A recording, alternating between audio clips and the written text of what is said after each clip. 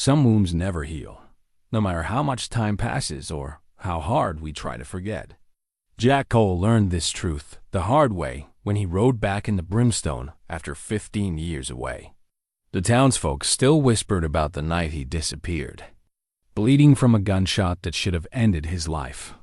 Now he's back, and that same wound still festers on his back, refusing to close despite every doctor's attempt to heal it. When Dr. Rachel Pierce examines him, she discovers something impossible. The wound has its own heartbeat. As Jack tries to rebuild his life in the town he once called home, strange things start happening around Brimstone. Animals flee the area. Crops wither overnight, and people report seeing shadows that move on their own. What really happened to Jack 15 years ago that cursed him with this living wound? Before we jump back in, tell us where you're tuning in from, and if this story touches you, make sure you're subscribed, because tomorrow I've saved something extra special for you. The autumn wind carried the scent of sage and dust through the narrow streets of Brimstone, a town that had seen better days and worse nights. Dr. Rachel Pierce pulled her medical bag closer as she walked toward the old boarding house where Jack Cole had taken residence. 3 weeks had passed since his return, and already the whispers followed him like shadows at twilight. She paused at the corner of Main Street, watching the way people crossed to the other side when they saw Jack approaching. Their fear wasn't born from his reputation as a gunslinger, though that certainly played a part, but from something deeper, something that made horses nervous and dogs whine when he passed. Rachel had arrived in Brimstone 6 months earlier, drawn by the town's need for a physician and her own need to escape the memories of Boston. At 42, she had buried her husband and lost her practice to debts incurred during his long illness. The frontier offered her a chance to heal others while mending her own broken spirit. The boarding house stood at the edge of town, its weathered wood and sagging porch reflecting the weight of countless stories. Mrs. Eleanor Hartwell, the proprietress, met Rachel at the door with worried eyes. "Dr. Pierce, thank the Lord you've come," Eleanor whispered, wringing her hands in her apron. "He's been asking for you, but I confess, I'm frightened. The smell coming from his room, it's not natural. And the sounds at night, ... Rachel nodded. Reassuringly, "I'll examine him properly this time. Whatever's troubling Mr. Cole, we'll find an answer." She climbed the narrow stairs, each step creaking beneath her feet like old bones settling. The smell Eleanor mentioned grew stronger as she approached Jack's room. Not the clean scent of healing wounds or even the fetid odor of infection, but something else entirely. Something that reminded her of turned earth and copper pennies. Jack Cole sat by the single window, his broad shoulders curved inward as if protecting himself from invisible blows. At 51, his dark hair showed threads of silver, and deep lines etched the corners of his eyes. When he turned toward her, Rachel saw the toll that 15 years of carrying his burden had taken. "Doc," he said simply, his voice carrying the weight of a man who had learned to expect little from life. "Appreciate you coming. How are you feeling today, Jack?" Rachel set her medical bag on the small table and began removing her instruments. "Same as always. The wound's angry today, Ken. Feel it pulsing like it's got its own mind." Jack stood slowly, favoring his left side. "I've been having dreams again. More like memories, really." Rachel had heard about Jack's nightmares from Eleanor. The whole boarding house shook when they came upon him, his shouts echoing through the thin walls until dawn broke the spell. "Tell me about that night 15 years ago, Jack. The real story this time." Jack's jaw tightened. In their previous consultations, he had deflected her questions with partial truths and careful omissions. But today something in his manner suggested the weight of secrets had grown too heavy to carry alone. "I was different then," Jack began, lowering himself carefully onto the bed. "Angry at the world, angry at God. Had just lost my Sarah to the fever, and I was drinking heavy. Heard tell of Apache gold hidden in the hills north of here. and I figured I had nothing left to lose. Rachel prepared her instruments while listening. She had learned that healing sometimes required patience with the stories that came before. The medicine. Found myself in a canyon I'd never seen before, though I'd ridden these parts for years. There was a clearing with old stones arranged in a circle, and in the center, Jack's voice caught. In the center was a grave, fresh dug, but old somehow. Made no sense then, makes less now. What happened next? I started digging. Figured there might be valuables buried with whoever was down there. The dirt came away easy. Too easy. Found. Bones wrapped in leather and beads, feathers and such. But there was also this.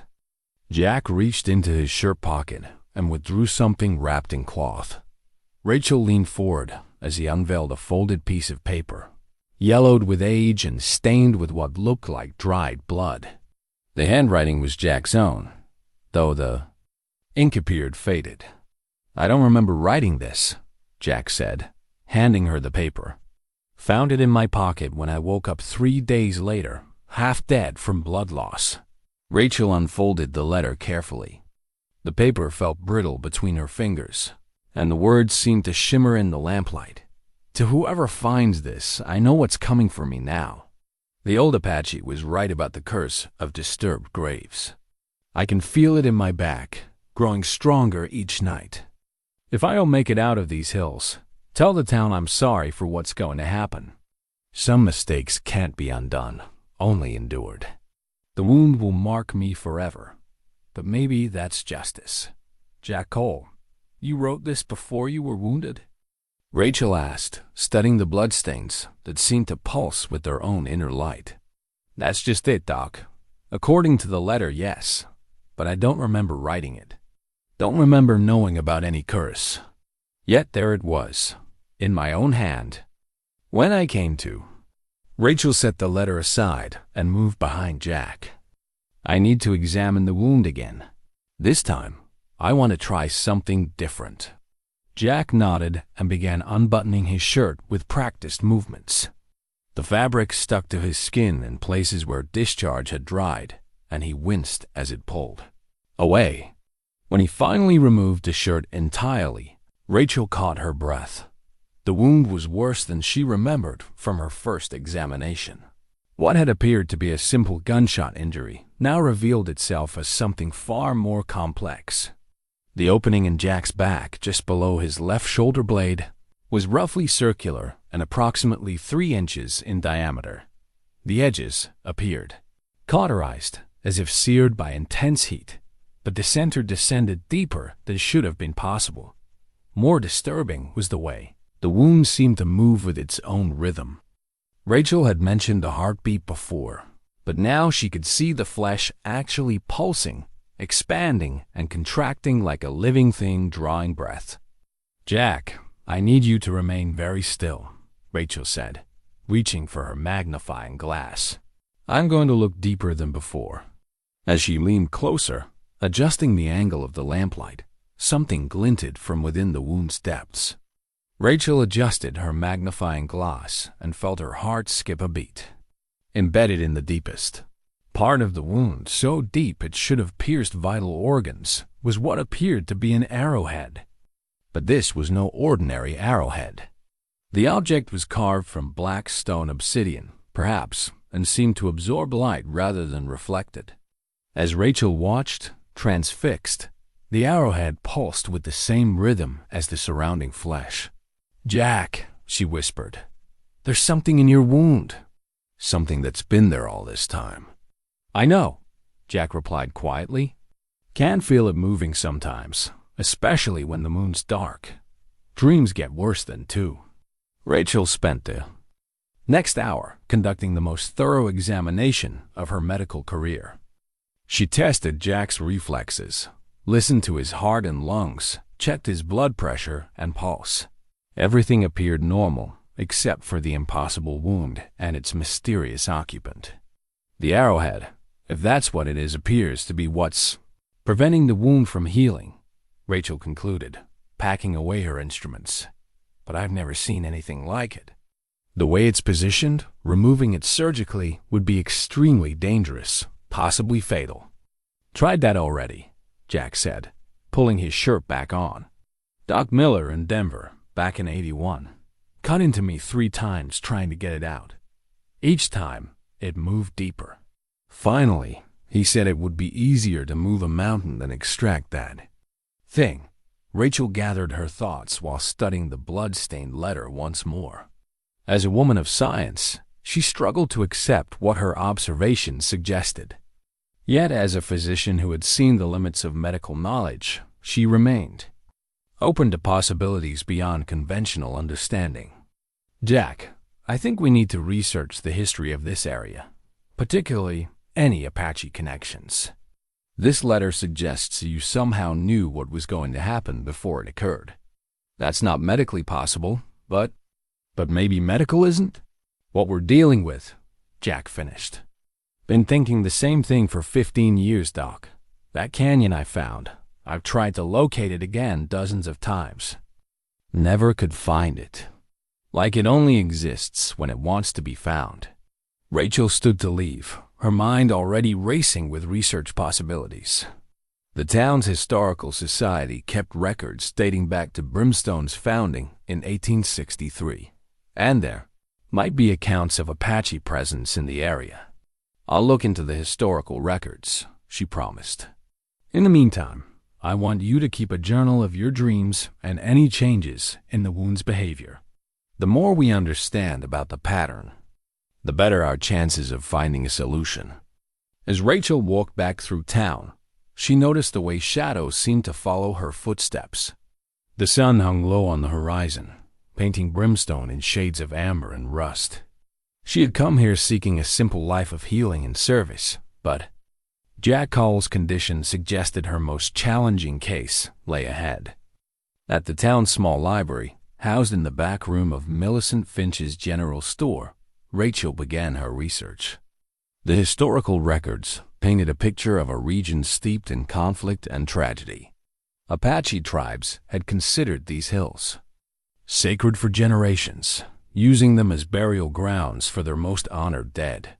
The establishment of Brimstone in 1863 had been controversial even then, with several local Apache leaders warning that building on sacred land would bring misfortune. Those warnings had been dismissed as superstition by the town's founders, men more interested in the area's mineral deposits than its spiritual significance. As darkness fell over Brimstone, Rachel made her way home with a stack of borrowed documents, and a growing certainty that Jack Cole's wound was only the beginning of a mystery that would challenge everything she understood about the nature of healing and the price of disturbing the sacred places of the dead. The discovery changed everything. Dr. Rachel Pierce had seen many things in her 20 years of medical practice, but nothing had prepared her for what she found when she returned to examine Jack Cole the following morning, armed with her research. From the historical records and a determination to understand the impossible, she knocked on his door at the boarding house just after sunrise. Jack answered immediately, as if he had been waiting by the door. His face was pale, drawn tight with pain, and sweat beaded on his forehead despite the cool morning air. "It's getting worse, Doc," he said without preamble. All night long felt like something was trying to claw its way out from the inside. Rachel followed him into his room and immediately noticed the change in atmosphere. The air felt thick, almost electric, like the moments before a thunderstorm.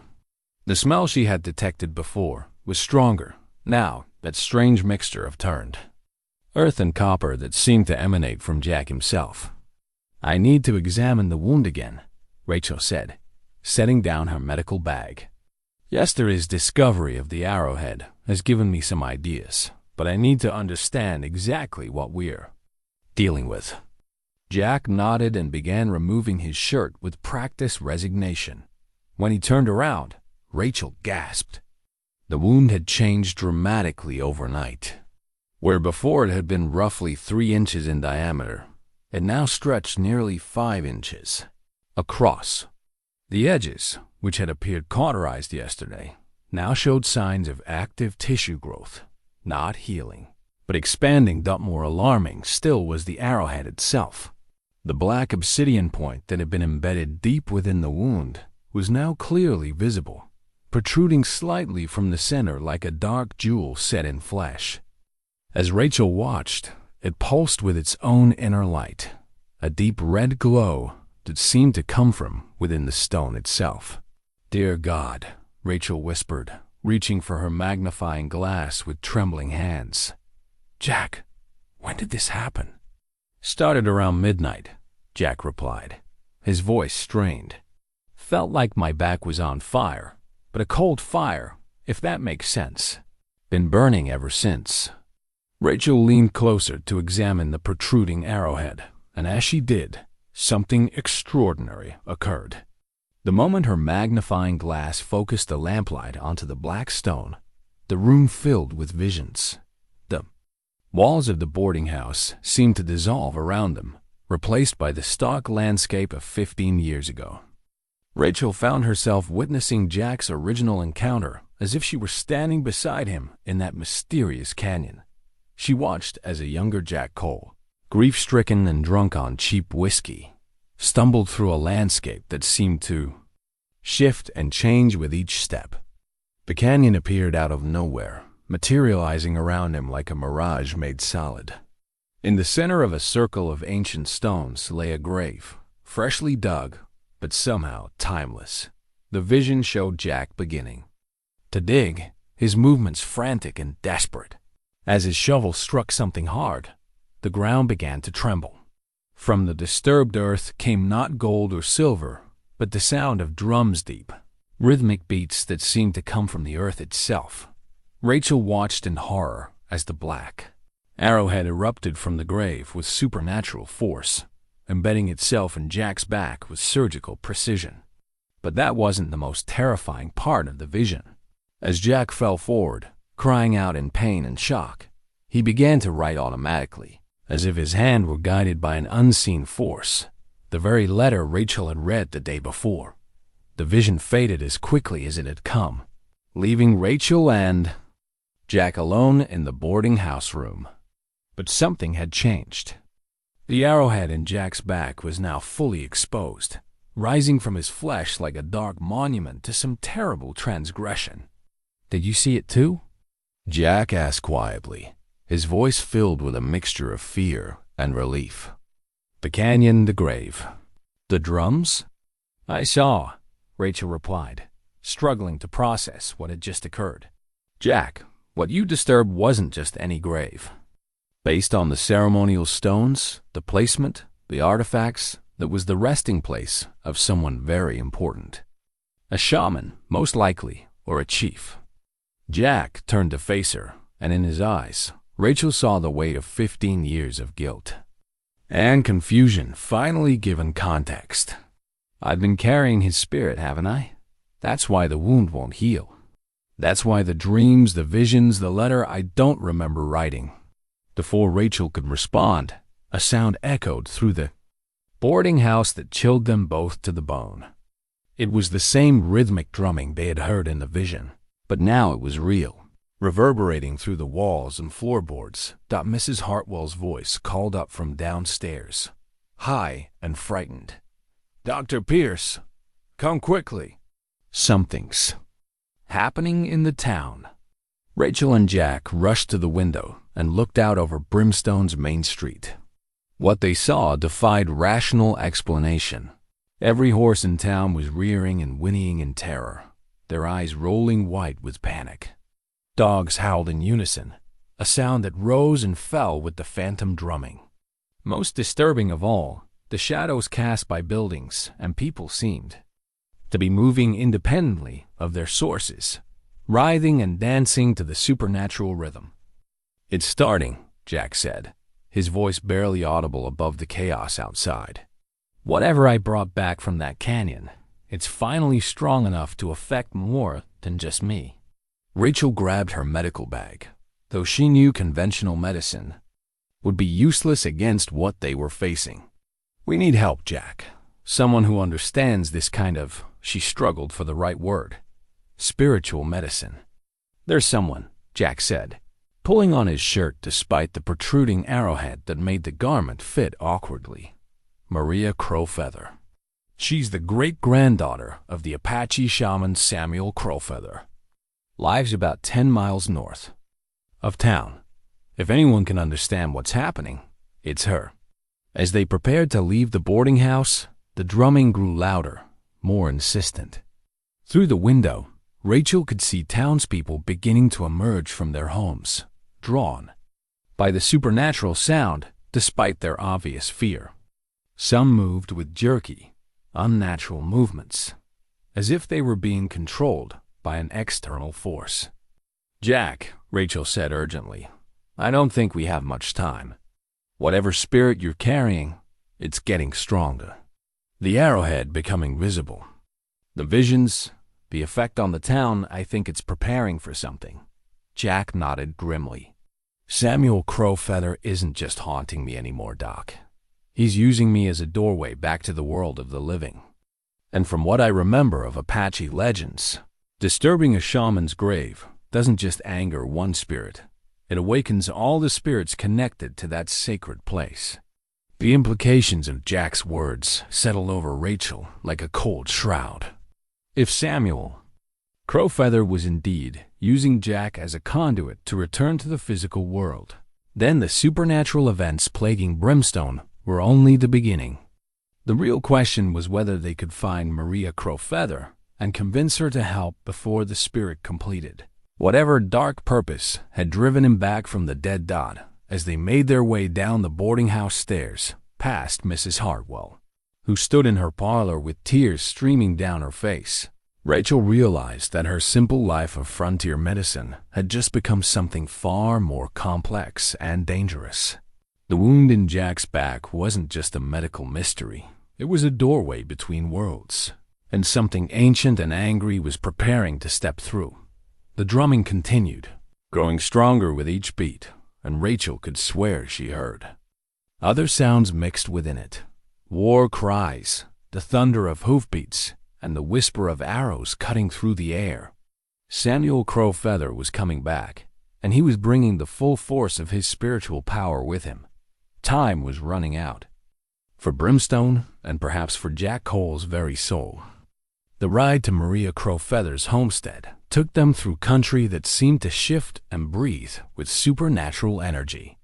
Jack's horse, a steady Mari named Duchess, fought the bit constantly, her ears pinned back in persistent anxiety. Dr. Pierce's borrowed mount from the livery stable proved even more skittish, requiring constant reassurance just to maintain forward progress. "The animals know," Jack said, as they crested a hill overlooking the valley where Maria lived. "They can sense what I'm carrying better than we can." Below them, a modest cabin sat beside a creek that wound through stands of cottonwood and oak. Smoke rose from the chimney, and Rachel could see a small garden plot where late-season vegetables still clung to their vines. It looked peaceful, normal, a stark contrast to the chaos they'd left behind in Brimstone Dot as they approached the cabin. A woman emerged from the doorway. Maria Crowfeather appeared to be in her 60s, with silver-streaked hair braided down her back and deep brown eyes that seemed to assess everything at once. She wore practical clothing, a simple dress and boots suitable for ranch work, but around her neck hung a collection of jewelry that spoke to her Apache heritage, turquoise and silver, carved bone and polished stone. "Jack Cole," she said simply, as if she had been expecting him. "You finally came." Jack dismounted slowly, favoring his wounded side. "Miss Maria, you know why I'm here?" "I've been dreaming about my great-grandfather for 3 weeks now," Maria replied, her gaze moving to Dr. Pierce. "And you must be the doctor who's been trying to heal what cannot be healed by ordinary medicine." Rachel climbed down from her horse, grateful to have solid ground beneath her feet. "Mrs. Crowfeather, I'm Dr. Rachel Pierce. What we've discovered about Mr. Cole's condition suggests it falls more within your area of expertise than mine." Maria nodded toward the cabin. "Come inside." We have much to discuss, and the spirits grow restless when such matters are spoken of in the open air. The interior of Maria's cabin reflected a careful balance between practical frontier living and spiritual tradition. Bundles of sage and sweetgrass hung from the rafters, alongside strings of dried corn and herbs. A stone fireplace dominated one wall, while the opposite wall displayed what Rachel recognized as a medicine wheel, a circular arrangement of stones and feathers that seemed to pulse with its own inner energy. "Sit," Maria instructed, gesturing toward a rough wooden table. She moved to a cedar chest in the corner and withdrew something wrapped in soft leather. "Before we speak of solutions, you must understand what you're truly facing." She unwrapped the leather to reveal a collection of items that took Rachel's breath away.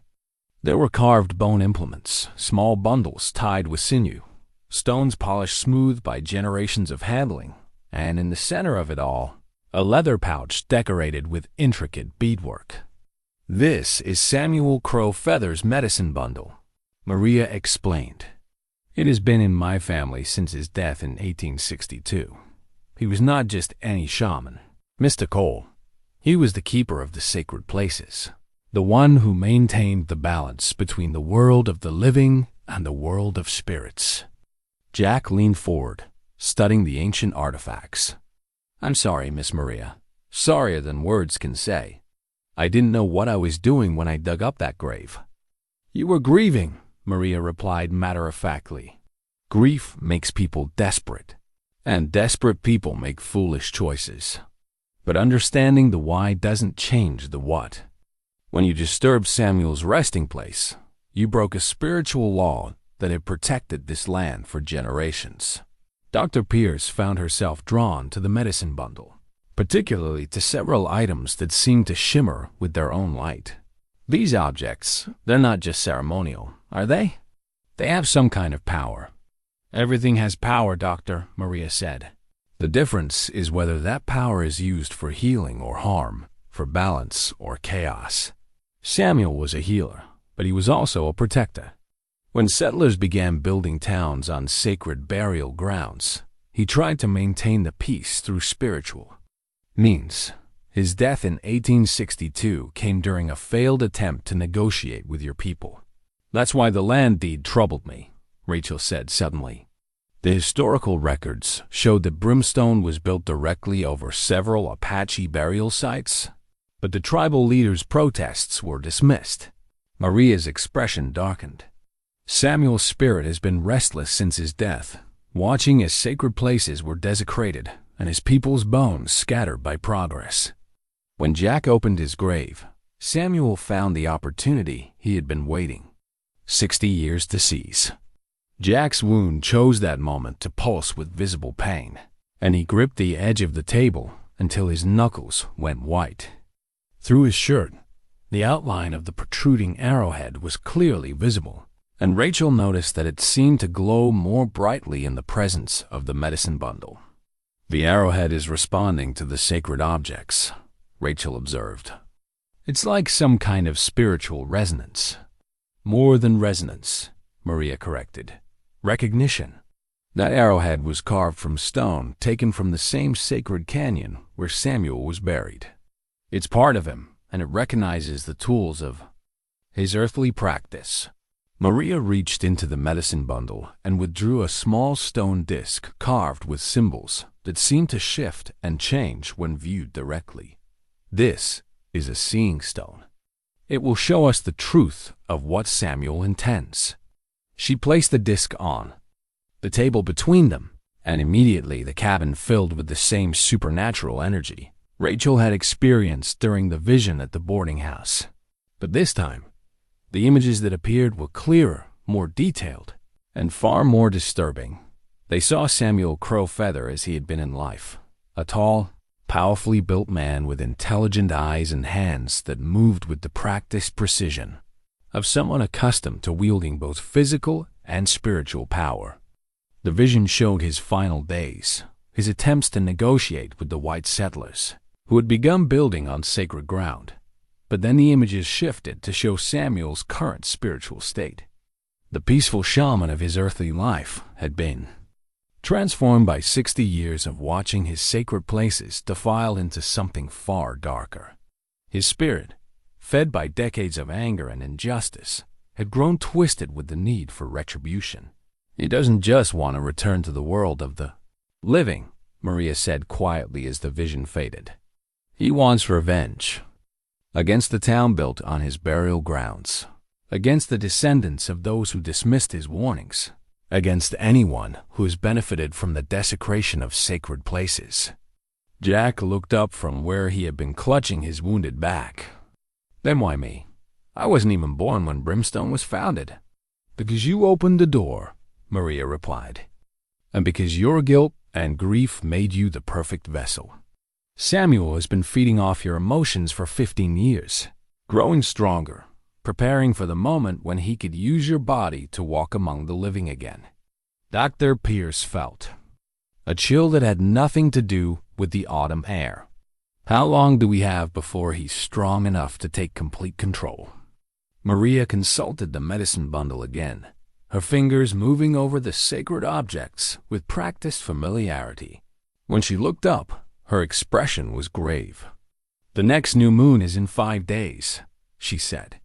Traditional Apache beliefs hold that the darkest night is when the boundary between worlds is thinnest.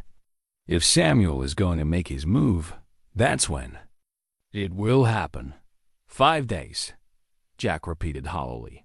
5 days to figure out how to stop a spirit that's been planning this for 15 years. Not stop, Maria corrected. That may no longer be possible. But perhaps we can redirect his anger. Help him find peace instead of revenge. The medicine bundle contains tools that were blessed by Samuel himself. If we can remind him of who he was before his death, we might be able to reach the part of his spirit that still remembers the sacred duty of protecting rather than destroying. As they prepared to leave Maria's cabin, Rachel realized that their mission had evolved from simply healing Jack's wound to preventing a supernatural catastrophe that could destroy the entire town of Brimstone. The peaceful frontier physician she had imagined becoming seemed like a naive dream from another lifetime.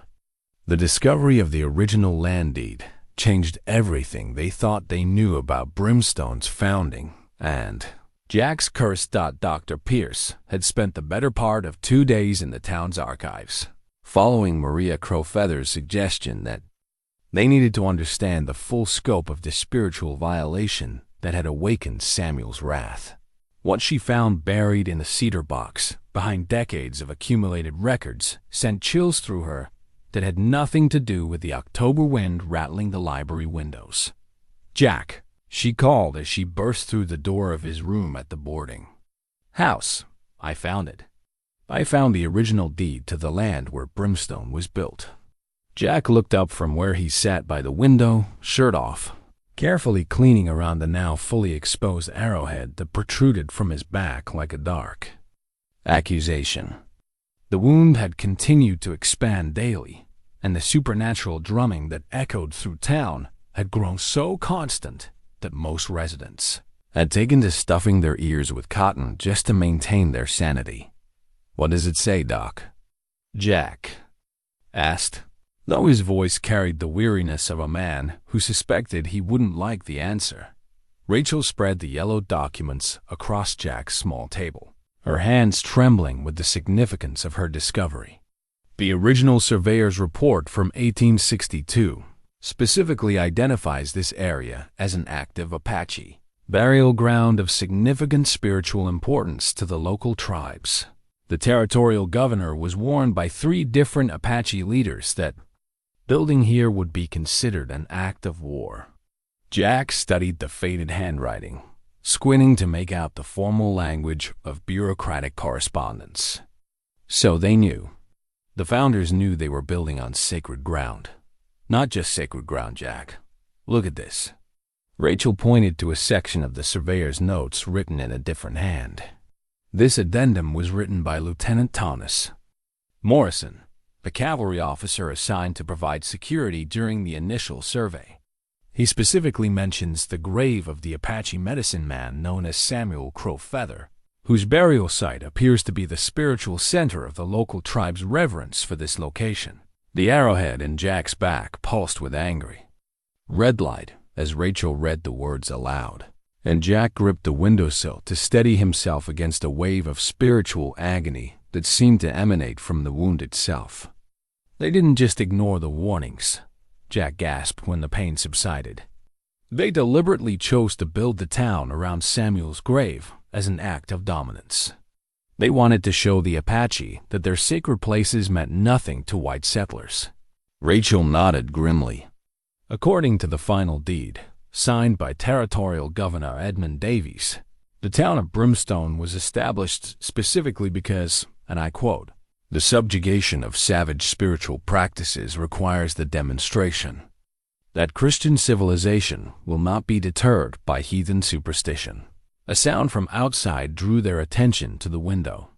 Down in the street, a crowd was gathering around Mayor Herbert Wilkins, who stood on a wooden crate addressing the increasingly desperate townspeople. Even from their distance, Jack and Rachel could see the agitation in the crowd's movements, the way people clutched at their belongings and cast fearful glances at the shadows that continued to move independently of their sources. "We need to hear this," Jack said, carefully pulling on his shirt despite the discomfort of accommodating the protruding arrowhead dot. They made their way downstairs and joined the crowd just as Mayor Wilkins was reaching the crescendo of what appeared to be an increasingly frantic speech. "Cannot allow superstitious fears to drive us from our rightful homes," Wilkins was declaring, his voice hoarse from shouting over the supernatural drumming that had become the town's constant companion. "These disturbances are nothing more than natural phenomena that will pass in time. Natural phenomena don't make shadows dance by themselves, Mayor," called out Tom Henderson, the blacksmith.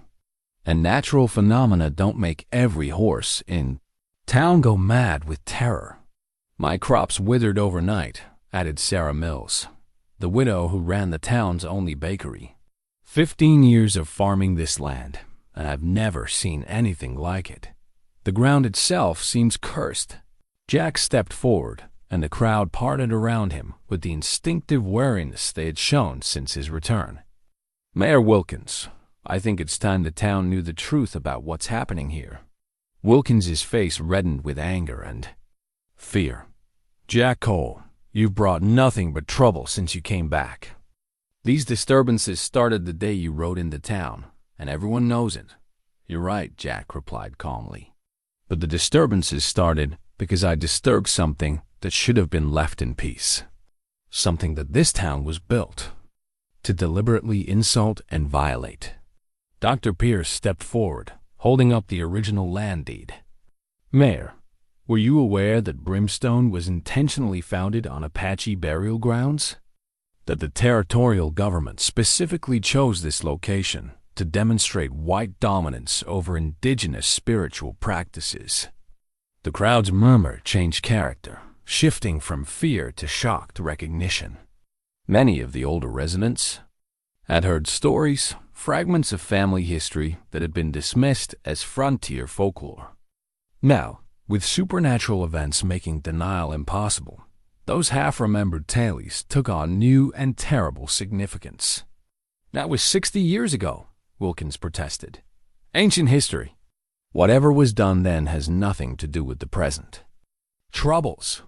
It has everything to do with them," said a new voice. Maria Crowfeather had arrived in town, riding a paint horse that seemed unaffected by the supernatural disturbances that had driven every other animal into panic. She carried Samuel's medicine bundle slung across her shoulder, and her presence seemed to calm the chaotic energy that had been building in the crowd. "Maria Crowfeather," Mayor Wilkins said, his voice dropping to a more respectful tone. "I didn't expect to see you in town. I come because my great-grandfather's spirit grows stronger each day, and his anger threatens to consume not just this town, but everyone in it." Maria dismounted and approached the crowd with the dignified bearing of someone accustomed to speaking uncomfortable truths. Samuel Crowfeather was a healer and protector in life. But 60 years of watching his sacred resting place desecrated has twisted his spirit into something darker. She gestured toward Jack, and the crowd followed her gaze to where the outline of the protruding arrowhead was clearly visible through his shirt. Jack Cole opened the door through his own grief and desperation, but Samuel's anger existed long before that. It was fed by every building erected over Apache graves, every road carved through sacred ground, every dismissal of indigenous warnings about this land's spiritual significance. "What does he want?" asked Mrs. Henderson, the blacksmith's wife, clutching her shawl tighter around her shoulders. "Justice," Maria replied simply. "Recognition of the wrongs done to his people and their sacred places. Acknowledgement that the prosperity of Brimstone was built on the desecration of Apache spiritual traditions." Mayor Wilkins stepped down from his crate, his face pale with the realization that the town's supernatural troubles couldn't be dismissed or ignored. What would that acknowledgement look like? What would satisfy his spirit? Before Maria could answer, the nights had become the worst part. Jack Cole no longer slept in any meaningful sense.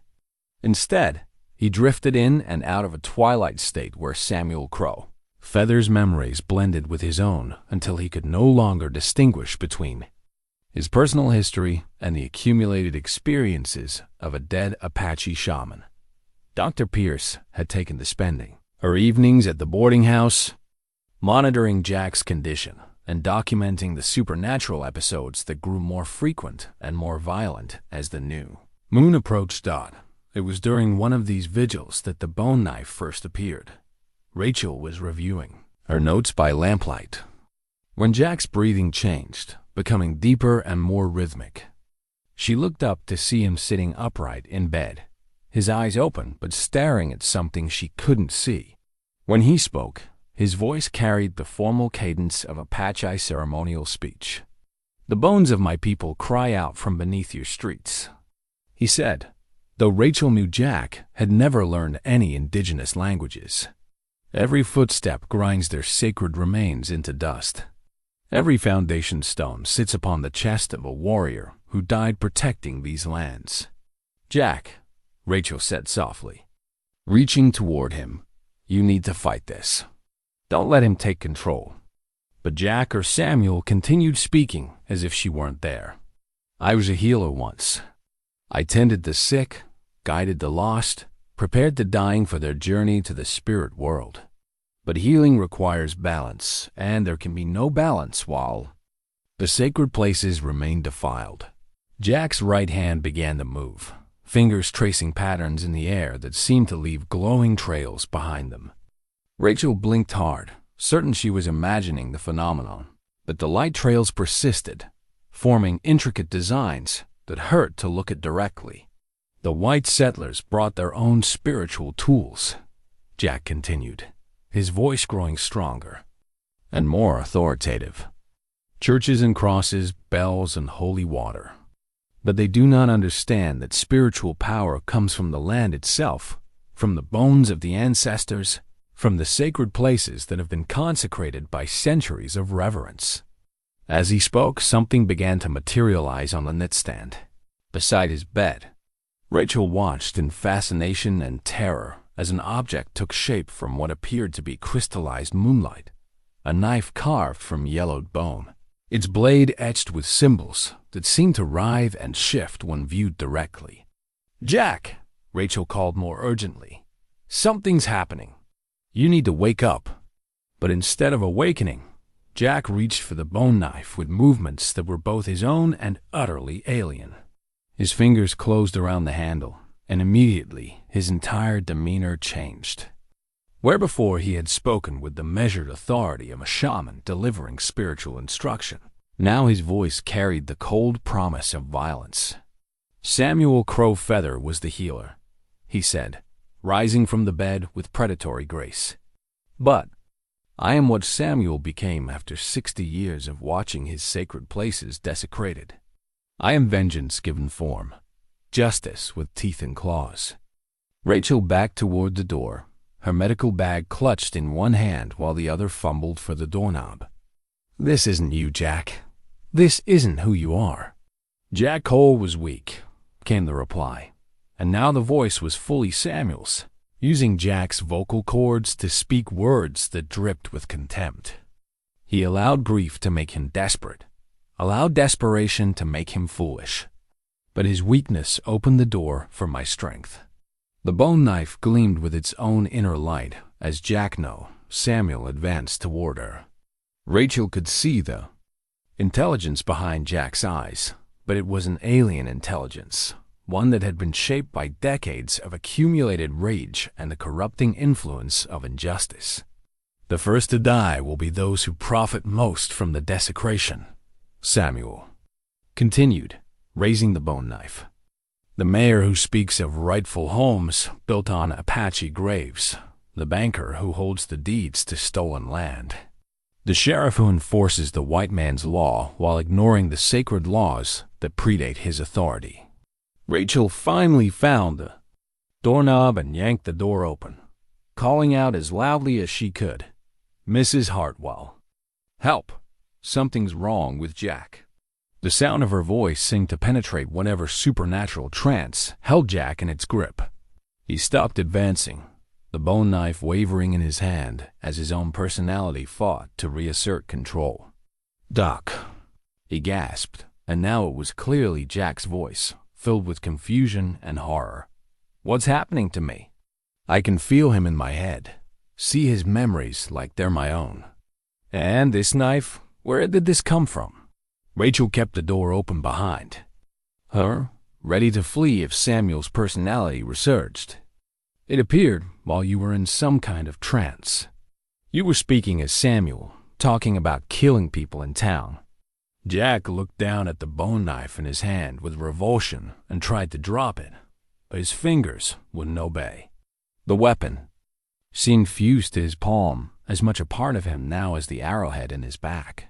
"I can't let go of it," Jack said, panic creeping into his voice. "It's like it's become part of me.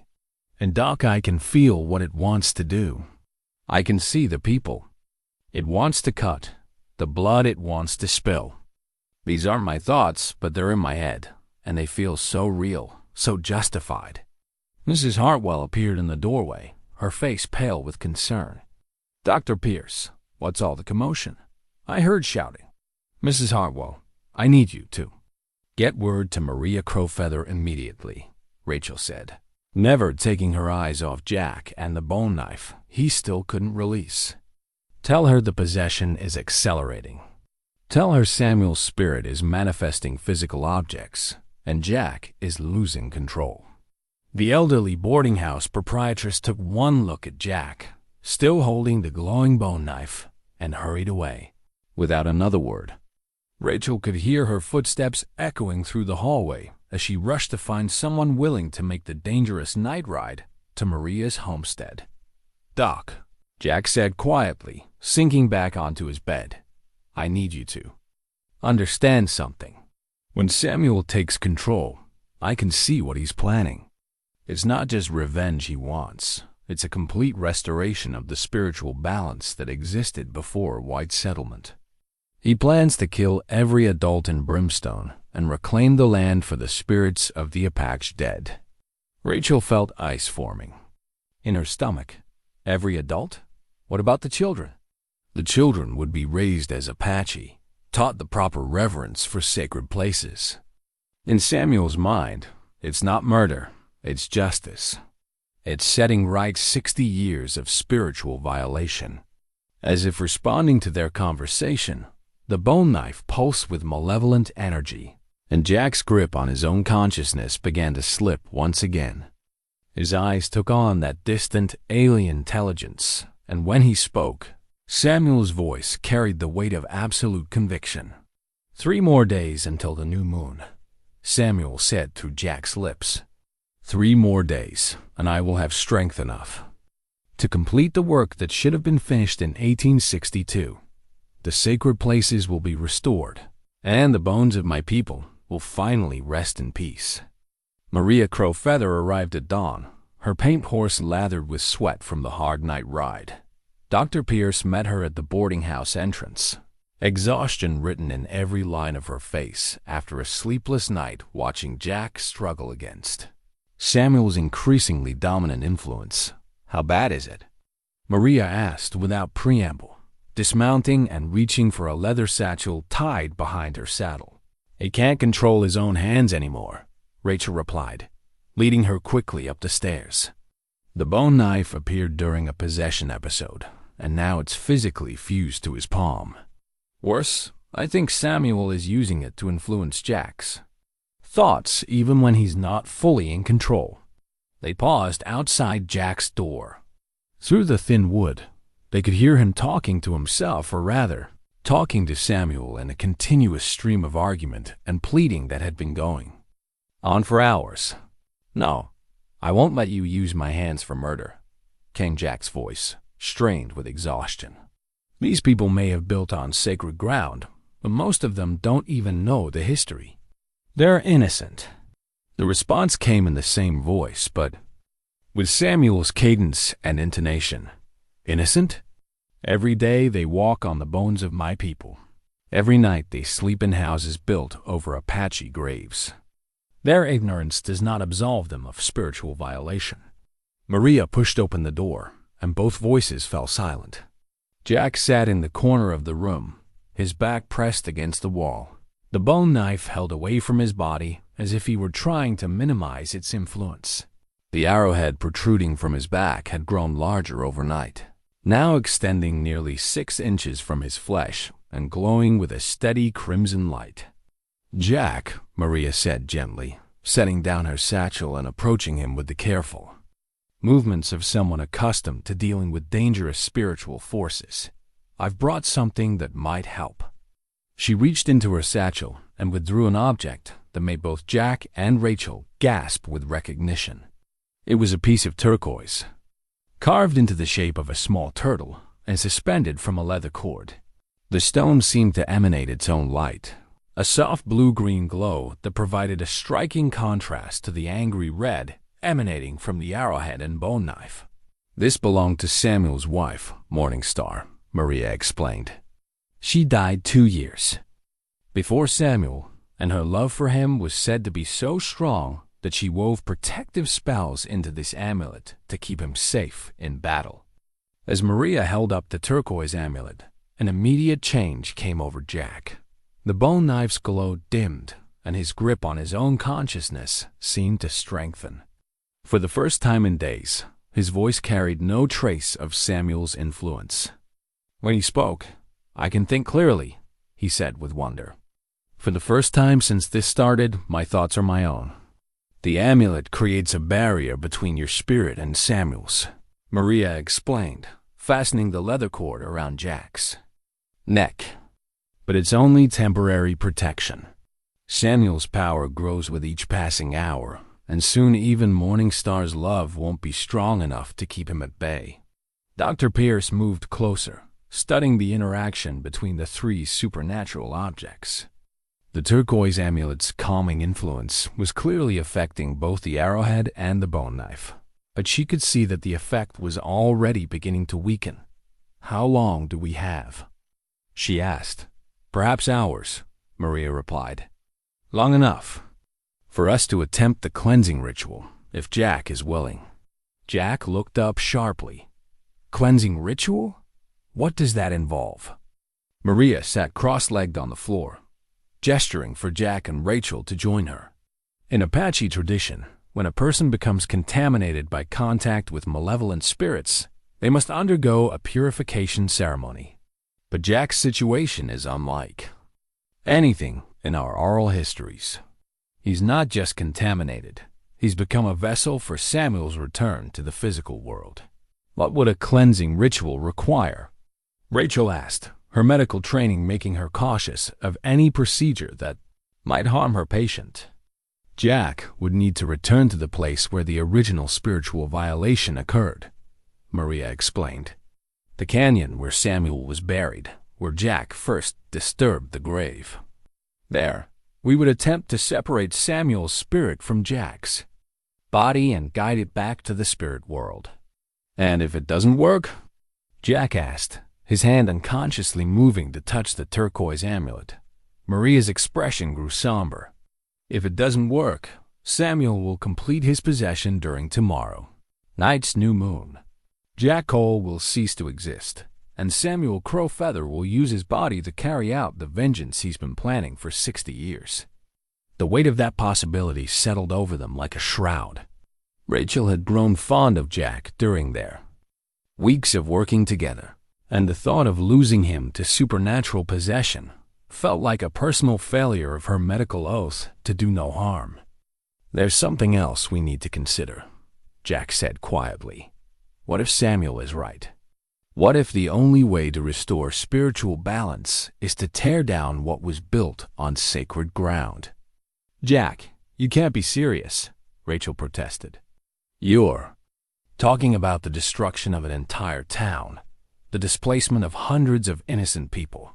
But are they innocent?" Jack asked, and Rachel could hear the echo of Samuel's arguments in his words. Even with the protective influence of the amulet, Maria showed us the historical records. The founders of Brimstone knew they were building on Apache burial grounds. They knew they were violating sacred spaces, and they did it anyway as an act of deliberate cultural dominance. Maria held up her hand for silence. This is exactly the kind of thinking that Samuel feeds on, the notion that injustice can only be balanced by greater injustice. Yes, the founding of Brimstone was wrong. Yes, sacred places were desecrated. But Samuel's current plan would make him guilty of the same spiritual crimes he seeks to punish. "I don't understand," Rachel said. "Murder is a violation of sacred law, regardless of the justification," Maria explained. "If Samuel uses Jack's body to kill innocent people, he becomes spiritually corrupted in the same way as those who desecrated Apache graves. The cycle of violation and revenge would continue indefinitely." Jack nodded slowly, and Rachel could see him struggling to hold on to his own moral compass against the persuasive influence of Samuel's accumulated rage. "So the cleansing ritual isn't just about saving me. It's about saving Samuel from becoming the very thing he opposes." "Exactly," Maria said. "But the ritual is extremely dangerous. We would be entering the same spiritual realm where Samuel has been building his power for 60 years. If we fail, not only will Jack be lost, but Samuel might gain enough strength to possess others as well." As if summoned by their conversation about the ritual, the bone knife in Jack's hand began to pulse with renewed malevolent energy. The turquoise amulet's protective influence was clearly weakening, and Jack's grip on his own consciousness started to slip once again. "Doc, Maria," he said urgently, fighting to maintain control. "If we're going to do this ritual, it has to be soon. I can feel Samuel getting stronger, and the amulet isn't going to hold him back much longer. Tomorrow night might be too late by then.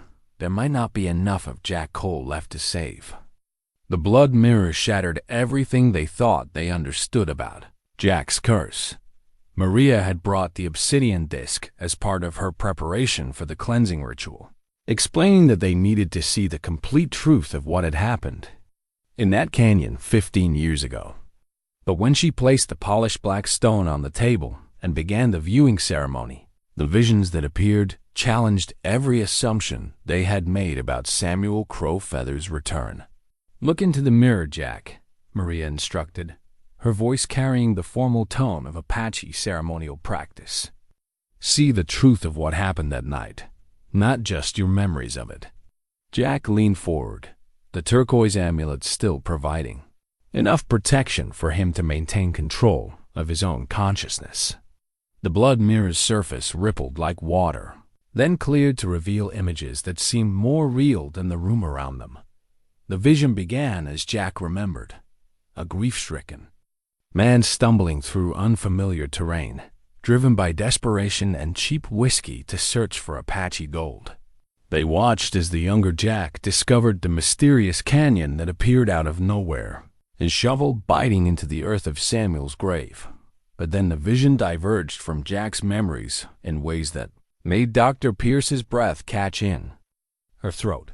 instead of the accidental disturbance Jack had described. The blood mirror showed something far more deliberate and calculated. The younger Jack moved with purpose, as if following instructions only he could hear. His eyes were fixed and staring, his movements mechanical, like a man in a trance. "That's not how I remember it," Jack whispered, his voice filled with confusion and growing dread. "I was drunk, desperate, digging randomly. I didn't know whose grave I was disturbing." But the vision continued, showing Jack carefully removing specific items from Samuel's burial site, arranging them in a precise pattern around the grave, and then, most shocking of all, deliberately driving the black arrowhead into his own back. "Dear God," Dr. Pierce breathed. "You weren't wounded by accident. You wounded yourself." The vision shifted perspective, revealing the spiritual forces that had been at work that night. Samuel Crowfeather's spirit hadn't been dormant in his grave. It had been actively searching for 15 years, sending out tendrils of supernatural influence to find the right person to serve as his vessel. "Jack wasn't a random victim," Maria said, her voice filled with awe and horror. "Samuel chose him specifically. The grief, the desperation, the anger at God, Samuel fed on those emotions, used them to draw Jack to the canyon and guide his actions once he arrived." The blood mirror showed more, visions of Samuel's spirit whispering suggestions into Jack's mind during his darkest moments of grief, gradually bending his will toward the specific actions needed for the possession ritual. The letter Jack had found in his pocket, written in his own hand but containing knowledge he shouldn't have possessed, had been penned under Samuel's direct spiritual influence. "I was never an innocent victim," Jack said hollowly, the full weight of revelation crushing down on him. "I was chosen, manipulated, guided to that grave like a puppet dancing on invisible strings." But the most shocking revelation was yet to come. As the vision continued, they saw Samuel's true plan unfold, not just the immediate goal of possessing Jack's body, but the long-term strategy that had been developing for 60 years. The blood mirror showed other people throughout the region who had been touched by Samuel's influence: settlers who had disturbed Apache burial sites, ranchers who had built on sacred ground, miners who had desecrated spiritual places in their search for gold. In each case, Samuel's spirit had planted seeds of guilt, regret, and spiritual corruption that would eventually make them vulnerable to possession. "There are others," Dr. Pierce realized with growing horror. "Jack isn't the only one Samuel has been preparing." The vision expanded to show a network of spiritually compromised individuals spread across the entire territory. Dozens of people who carried the same spiritual wound that Jack bore, though in different forms and at different stages of development. "Samuel never intended to limit himself to one vessel," Maria said, her voice filled with the weight of terrible understanding. "He's been building an army of the possessed, people who can be activated when the spiritual conditions are right." Jack gripped the edge of the table as the full scope of Samuel's plan became clear. "The new moon tomorrow night isn't just when Samuel takes complete control of me. It's when he activates all of his chosen vessels simultaneously." The blood mirror showed the final phase of Samuel's strategy, a coordinated supernatural uprising that would spread across the entire region, with possessed individuals rising up to destroy every settlement built on Apache sacred ground. It wasn't just revenge against Brimstone. It was a comprehensive campaign to reclaim all Apache spiritual territories through supernatural warfare. "How many people are we talking about?" Dr. Pierce asked, though she wasn't sure she wanted to know the answer. Maria consulted the vision still playing out in the blood mirror, her face growing paler as she counted the spiritually compromised individuals. At least 50, maybe more, spread across 3 territories, all carrying different forms of Samuel's spiritual corruption, all waiting for tomorrow night's activation. Jack suddenly doubled over as the turquoise amulet's protective influence began to fail completely. When he looked up, His eyes carried the mixed intelligence of both his own consciousness and Samuel's increasingly dominant presence. "You understand now," Samuel said through Jack's lips, his voice carrying the satisfaction of a man whose careful plans were finally being revealed. "This was never about one town or one man's revenge. This is about restoring the spiritual balance that your people have been destroying for 60 years. Samuel," Maria said, addressing the spirit directly, "what you're planning will make you guilty of the same crimes you seek to punish. Mass murder violates every sacred law you once upheld." As a healer, Samuel's laugh, emerging from Jack's throat, was cold and bitter.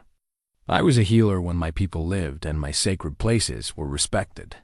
But healing requires balance, and there can be no balance while the violations continue. What you call murder, I call spiritual surgery, cutting out the diseased tissue, so the land can heal." Dr. Pierce found her voice despite her terror. "But the children, the innocent people who had nothing to do with the original violations, what about them?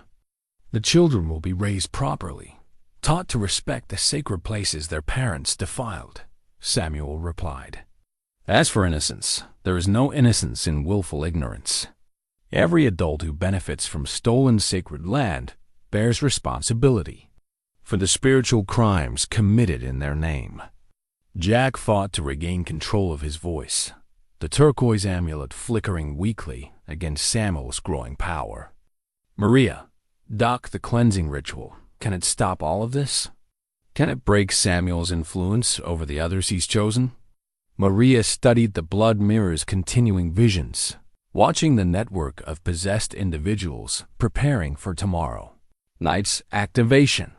"If we can sever the spiritual connection between Samuel and his primary vessel, Jack, it might disrupt his ability to control the others. But the ritual would have to be performed at the source of his power, the canyon, where his original grave was disturbed," Dr. Pierce said. "We have to go back there. Tonight," Jack added, fighting against Samuel's attempts to regain control. "It has to be tonight, before the new moon gives him enough power to complete the possession permanently."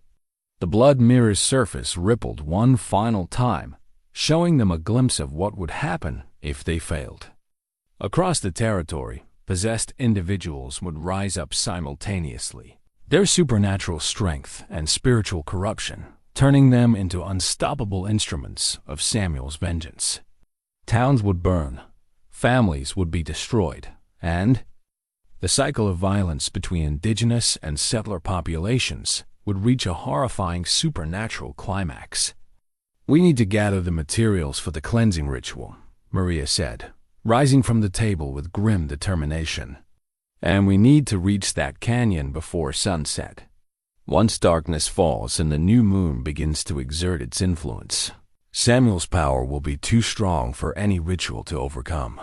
As they prepared to leave Brimstone, possibly for the last time, Dr. Pierce realized that her simple frontier practice had evolved into something that would determine the spiritual fate of the entire region. They weren't just trying to heal one man's supernatural wound. They were attempting to prevent a war between the living and the dead that could consume everything they held dear. The search for the 4 sacred stones began at midday, with less than 8 hours remaining before the new moon would grant Samuel Crowfeather the power to complete his terrible plan. Maria Crowfeather had explained the spiritual geography of the region during their hurried preparations, her voice steady despite the magnitude of what they were attempting. "My great-grandfather was a keeper of the sacred places," she said, loading ritual supplies into her saddlebags. "Before his death, he established 4 boundary stones around the most sacred burial grounds, each one blessed with protective power and connected to the others through spiritual energy." Dr. Pierce helped Jack onto his horse, noting how the turquoise amulet's protective influence continued to weaken. The arrowhead in his back now protruded nearly 8 inches, and the bone knife had become so fused to his hand that it appeared to be growing from his palm like a grisly extension of his own flesh. The stones were hidden after Samuel's death. Maria continued, mounting her paint horse. My grandmother told me their locations, but finding them won't be easy. Samuel's spirit has been working to corrupt or destroy them for 60 years. Their first destination lay 3 miles north of Brimstone, in a grove of ancient oak trees that had somehow survived the clearing and development that had transformed the rest of the landscape. As they rode, Jack fought a continuous battle for control of his own consciousness, the turquoise amulet providing just enough protection for him to remain functional. "Talk to me, Jack," Dr. Pierce said, riding close beside him. "Tell me about something good from your life before all this started. Keep your own memories strong." Jack struggled to focus on her voice over the increasingly insistent whispers of Samuel's spirit. "Sarah," he said finally.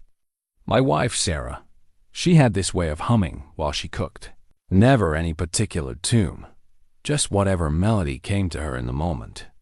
It used to drive me half crazy, that humming, but now I'd give anything to hear it again." "What else?" Rachel pressed, recognizing the therapeutic value of keeping Jack anchored to his own identity. "She made the best cornbread in 3 counties. Jack continued, his voice growing stronger as he focused on the memories. "Had this secret ingredient she never would tell me about. Said it was a family recipe that died with the women who knew it. After she passed from the fever, I tried for years to recreate that cornbread, but it never tasted the same." Maria, listening to their conversation as they rode, nodded approvingly. "Good. Hold on to those memories, Jack. They're part of what makes you Jack Cole instead of just another vessel for Samuel's anger." They reached the oak grove as the sun passed its zenith, casting dappled shadows through the ancient branches. Maria dismounted and began walking in ever-widening circles, her hands held out as if feeling for invisible currents in the air. "Here," she said suddenly, stopping beside a massive oak whose trunk showed the scars of lightning strikes and countless seasons. "The first stone is here, but it's been buried." They spent precious minutes digging at the base of the oak tree, following Maria's spiritual guidance until Jack's shovel struck something hard. The first sacred stone was a piece of red sandstone carved with Apache symbols, its surface still warm to the touch despite being buried for decades. "1 down, 3 to go," Maria said, carefully wrapping the stone in blessed cloth. "But we need to move faster. I can feel Samuel's power growing stronger as the day progresses." The second stone proved more elusive, hidden in a canyon 12 miles east of Brimstone. By the time they located it, a piece of white quartz embedded in a natural rock formation. The sun had passed its midpoint and was beginning its descent toward evening. Jack's condition deteriorated with each passing hour. The bone knife had grown larger and more ornate, its carved surface now depicting scenes of battle and revenge that seemed to move and shift when viewed directly. The arrowhead in his back pulsed with increasing frequency, and his periods of clear consciousness grew shorter and more infrequent. "Samuel's getting stronger," he gasped during a brief moment of lucidity as they rode toward the third stones. "Location. I can feel him pushing against my thoughts, trying to take permanent control. The amulet isn't going to hold him back much longer." Dr. Pierce checked her pocket watch with growing alarm. "It's past 3 o'clock. We have maybe 4 hours of daylight left, and we still need to find 2 more stones and reach the canyon where this all started." The third stone lay hidden in the ruins of an old Apache camp, its location marked only by a circle of fire-blackened stones and the remnants of traditional structures that had been left to weather naturally. Maria found this stone apiece, of black obsidian identical to the arrowhead in Jack's back, buried beneath what had once been a medicine lodge. "This was Samuel's own camp," Maria explained as she carefully extracted the stone. "He lived here during the final years before his death, training young medicine men and maintaining the spiritual barriers that protected sacred places." Jack dismounted and walked slowly around the ruined camp, his movements becoming more fluid and purposeful as Samuel's influence grew stronger.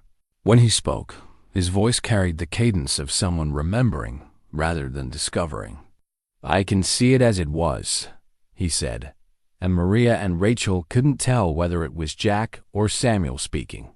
"The fires burning every night, the sound of drums and singing, the smell of sage and sweetgrass. This was where I made my last stand against the encroachment of white settlement." "Jack," Dr. Pierce called sharply, "stay with us. We need Jack Cole, not Samuel Crowfeather." Jack shook his head, as if clearing it, and when he looked at them, his eyes were his own again. "Sorry, Doc. It's getting harder to tell where I end and he begins. We need to find that fourth stone quickly." The final sacred stone proved to be the most difficult to locate. According to Maria's grandmother's instructions, it should have been positioned at the highest point in the region, on a mesa that overlooked all the sacred burial grounds. But when they reached the mesa, as the sun touched the western horizon, they found only barren rock and wind-scoured earth. "It's not here," Maria said, panic creeping into her voice for the first time since their ordeal began. "Samuel's spirit must have moved it or destroyed it entirely." Jack suddenly stiffened in his saddle, his eyes taking on the distant look that indicated Samuel's presence. But this time, instead of the usual hostility, there seemed to be a different quality to the possession, something almost cooperative. "The fourth stone was never meant to be found by the living," Samuel said through Jack's lips. "It exists in the spirit world, where it maintains the connection between the physical sacred stones and the realm of the ancestors." Maria approached Jack cautiously, recognizing that they were speaking directly with Samuel's spirit. "How do we obtain the fourth stone if it exists only in the spirit world?" "The one who carries my physical essence must cross over to retrieve it," Samuel replied. "Jack Cole must enter the spirit world while still living, claim the fourth stone, and return with it to complete the circle of protection." Dr. Pierce felt ice form in her stomach. "You're talking about a near-death experience." "Jack would have to die, at least temporarily, to enter the spirit world. The risk is enormous," Maria agreed. "If his spirit becomes lost in the spirit world, or if Samuel's consciousness prevents him from returning, Jack would die permanently." Samuel's presence receded slightly, allowing Jack to speak in his own voice once more. "Doc, Maria, I don't think we have a choice. The sun's almost down. The new moon is rising, and we still have to perform the cleansing ritual in that canyon. If we don't have all four sacred stones, the ritual won't be strong enough to break Samuel's connection to his other chosen vessels." As if to emphasize the urgency of their situation, the bone knife in Jack's hand began to emit a sound, a low, thrumming vibration that seemed to resonate with similar sounds coming from points all around the territory. The other possessed individuals were beginning to respond to Samuel's call, preparing for the night's terrible work. "The activation has already begun," Maria said grimly. "Even if we complete the cleansing ritual successfully, some of Samuel's other vessels may already be beyond help." Jack looked at both women with the calm resignation of a man who had accepted his fate. "Then we'd better get started. How exactly does someone cross over to the spirit world and live to tell about it?" Maria began unpacking the most sacred items. From her ritual supplies, eagle feathers, blessed tobacco, water from a sacred spring, and a small vial of what appeared to be crystallized moonlight. It requires stopping your heart temporarily, sending your spirit across the boundary between worlds, and then calling it back before your body dies completely. "And if something goes wrong?" Dr. Pierce asked, her medical training rebelling against any procedure that involved deliberately stopping a patient's heart. "If something goes wrong," Maria replied quietly, "Jack dies. Samuel gains complete control of his body, and tomorrow morning we wake up to find that supernatural war has erupted across 3 territories." As the last rays of sunlight disappeared, behind the western mountains, and the new moon began to exert its dark influence. They prepared for the most dangerous gamble of their lives. Jack Cole would have to die to save the living, and the margin for error was so small that a single mistake would doom them all. The spirit binding rope appeared to be woven from moonlight and memory. Maria worked with practiced precision in the gathering darkness, her hands moving through the ancient ritual preparations while Dr. Pierce monitored Jack's increasingly unstable vital signs. They had found the mysterious canyon just as full darkness fell, the same supernatural landscape that had appeared to Jack 15 years ago, materializing around them like a mirage made solid. The rope must be created from materials that exist in both worlds, Maria explained as she braided together strands of blessed horsehair, dried sage, and something that looked like captured starlight. It will serve as an anchor, allowing Jack's spirit to find its way back from the spirit world while preventing Samuel from taking complete control of his body. Jack lay on a blanket in the center of the stone circle, his consciousness flickering between his own personality and Samuel. The war lance materialized in the spirit world like a monument to forgotten battles. Jack's spirit found itself standing in a landscape that defied physical description, a Coddles, place where Apache memories and spiritual energy had taken solid form. The canyon existed here too, but transformed into something far grander and more terrible than its earthly counterpart. Ancient battles played out in endless loops around him, while the spirits of the dead moved through scenes from their earthly lives like actors on a vast supernatural stage. Samuel Crowfeather stood before him in his spiritual form, no longer confined to Jack's wounded flesh, but appearing as he had been in life tall, powerfully built, with intelligent eyes that burned with 60 years of accumulated rage. In his hands, he held a war lance carved from what appeared to be crystallized lightning, its point crackling with supernatural energy. "You should not have come here, Jack Cole," Samuel said, his voice carrying the weight of absolute authority. "In this realm of spirits, this is my domain now, and you are merely a trespasser in a borrowed body." Jack looked down at his own spiritual form and was surprised to see that he appeared as he had been 15 years ago, younger, stronger, unmarked by the supernatural wound that had defined his earthly existence. "I came for the fourth stone, Samuel, and to offer you something you haven't had in 60 years. What could you possibly offer that I cannot take?" "A choice," Jack replied simply. "The choice to remember who you were before anger consumed you. The choice to find peace instead of revenge." Samuel's laugh echoed across the spiritual landscape like thunder. "Peace? Look around you, Jack Cole. See what your people have done in mine." The lance in Samuel's hands pulsed with power, and suddenly Jack found himself witnessing visions of every violation that had been committed against Apache sacred places. He saw graves disturbed, ceremonial grounds turned into farmland, sacred stones used as building materials for settler homes. The accumulated weight of 60 years of spiritual desecration crashed over him like a flood. "I understand your anger," Jack said, struggling to maintain his own identity against the overwhelming tide of Samuel's memories.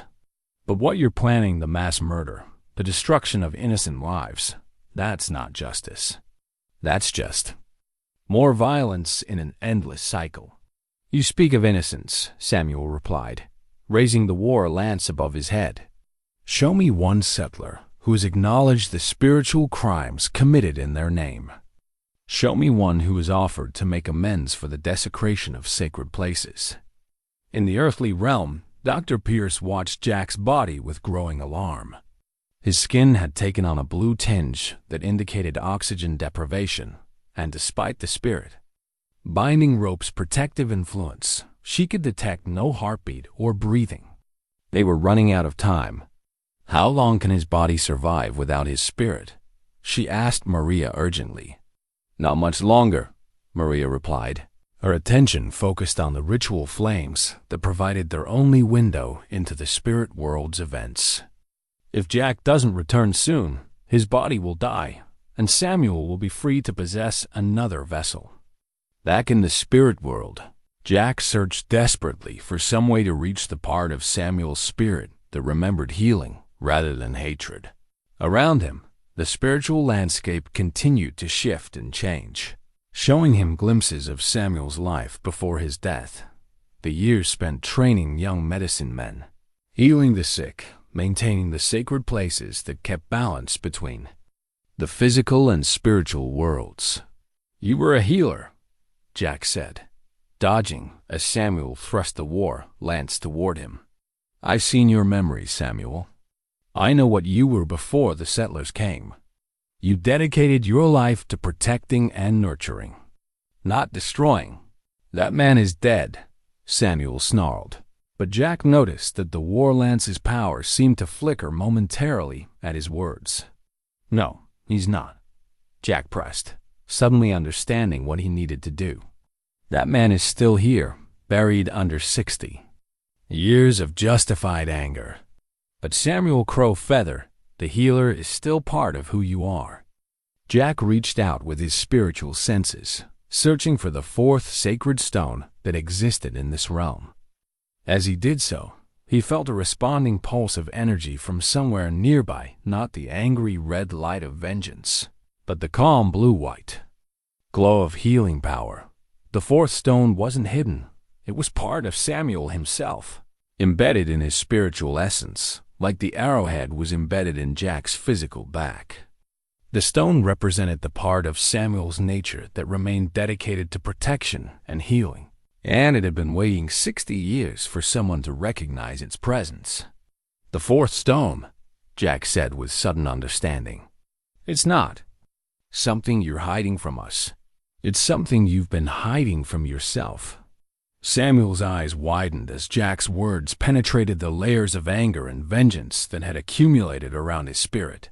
For a moment, the war lance wavered in his hands, and Jack could see the internal battle raging within the Apache shaman's soul. "I can help you remember," Jack offered, extending his hand toward Samuel. "But you have to choose to let go of the revenge that's been consuming you. You have to choose to be Samuel Crowfeather the healer, instead of Samuel Crowfeather the instrument of vengeance." The moment of choice had arrived, and the fate of both the living and the dead hung in the balance of Samuel's decision. The healing scar told a story of transformation that would remain with Jack Cole for the rest of his life. 3 weeks had passed since the night in the canyon when Samuel Crowfeather made his choice to remember the healer he had been rather than embrace the destroyer he had become. The war lance had crumbled to dust in his hands as he released 60 years of accumulated anger, and the fourth sacred stone had emerged from within his own spirit, glowing with the gentle power of forgiveness and understanding. Jack sat on the porch of his new home, a small house on the outskirts of Brimstone that Dr. Rachel Pierce had helped him purchase, watching the sunrise paint the eastern mountains in shades of gold and amber. The scar on his back, where the arrowhead had been embedded for 15 years, was fully healed now, leaving only a star-shaped mark that seemed to catch and hold light in unusual ways. "Morning, Jack," Rachel called as she approached the porch, her medical bag in one hand and a basket of fresh bread in the other. "How did you sleep?" "Better than I have in 15 years, Jack replied honestly, standing to help her with the basket. "No dreams, no voices, no sense of sharing my thoughts with someone else. Just ... peace." Rachel examined the scar during their weekly checkup, marveling once again at the completeness of the healing. Where once there had been a festering wound, that defied all medical explanation. Now there was only healthy tissue marked by a pattern that reminded her of traditional Apache star symbols. "Maria was right about scars being stories," Rachel observed, gently probing the healed tissue. "This one tells a story of survival, redemption, and the power of choosing forgiveness over vengeance." Their conversation was interrupted by the sound of approaching horses. Maria Crowfeather rode into the yard accompanied by a delegation of Apache elders from the reservation, their faces carrying the dignity and wisdom of people who had seen both the worst and best of human nature. "Jack, Rachel," Maria greeted them as she dismounted. The elders wanted to see for themselves that the spiritual balance has been restored. An elderly Apache man with silver hair and eyes that seemed to hold the depth of ancient stories stepped forward. "I am Joseph Standing Bear," he said in careful English. "I knew Samuel Crow Feather in the years before his death. We have come to see the place where his spirit finally found peace." Jack nodded respectfully. "Mr. Standing Bear, I want you to know how sorry I am for what I did 15 years ago. I had no right to disturb your ancestors' grave, no understanding of what I was violating." Standing Bear studied Jack's face for a long moment, then nodded slowly. "Samuel's spirit spoke to me in dreams 3 nights ago. He said that you helped him remember who he was before anger consumed him. He said that you chose to risk your life to free him from the prison of his own rage." "We both made choices that night," Jack replied. "Samuel chose to let go of his anger, and I chose to trust that there was still good in his spirit. Neither of us could have found peace alone." The Apache elder reached into a leather pouch and withdrew something that made both Jack and Rachel gasp in recognition. A piece of turquoise carved in the shape of a turtle, identical to the protective amulet that had belonged to Samuel's wife. "This belonged to my grandmother, Morning Star," Standing Bear said. "She was Samuel's wife, and her love for him was so strong that it transcended death. She asked me to give this to you as a token of her gratitude for helping her husband find his way home to the spirit world." Jack accepted the turquoise turtle with trembling hands, feeling the weight of honor and responsibility that came with such a gift. "I don't know what to say. This is too precious." "It is exactly as precious as it should be," Standing Bear interrupted gently. "You carry a part of Samuel's story now, written in the scar on your back. Morning Star's turtle will remind you that love is stronger than anger, and healing is always possible for those who choose to seek it." As the Apache delegation prepared to leave, Maria lingered to speak with Jack and Rachel privately. "The town council has agreed to establish a memorial to Samuel Crow Feather and the other Apache whose graves were disturbed during Brimstone's founding. They're also planning to return the cemetery area to tribal control." "That's a good start," Jack said. "But I suspect Samuel would have been more interested in making sure it doesn't happen again, that future development respects sacred places instead of ignoring them." Rachel nodded. Mayor Wilkins mentioned establishing a cultural preservation committee with representatives from both the town and the reservation. They want to make sure any future building projects are reviewed for historical and spiritual significance. As evening approached and Maria prepared to return to her homestead, Jack found himself walking through the streets of Brimstone with a sense of belonging he hadn't felt in decades. People nodded to him respectfully, not with the fearful wariness he had endured since his return, but with the acknowledgement due to someone who had faced darkness and chosen light dawn at the general store. Mrs. Millicent Finch greeted him with a warm smile. "Jack, I've been meaning to thank you. My nephew was in Denver during the Troubles, and he said the supernatural disturbances stopped the very night you and the doctor went to that canyon. Whatever you did, you saved a lot of people." "It wasn't just me, Mrs. Finch," Jack replied. "It took all of us working together, me, Dr. Pierce, Maria, and ultimately Samuel himself. Sometimes healing requires everyone to make difficult choices." As he walked home in the gathering dusk, Jack reflected on the journey that had brought him from a grief-stricken man digging desperately in an Apache grave to someone who could serve as a bridge between different worlds and different ways of understanding.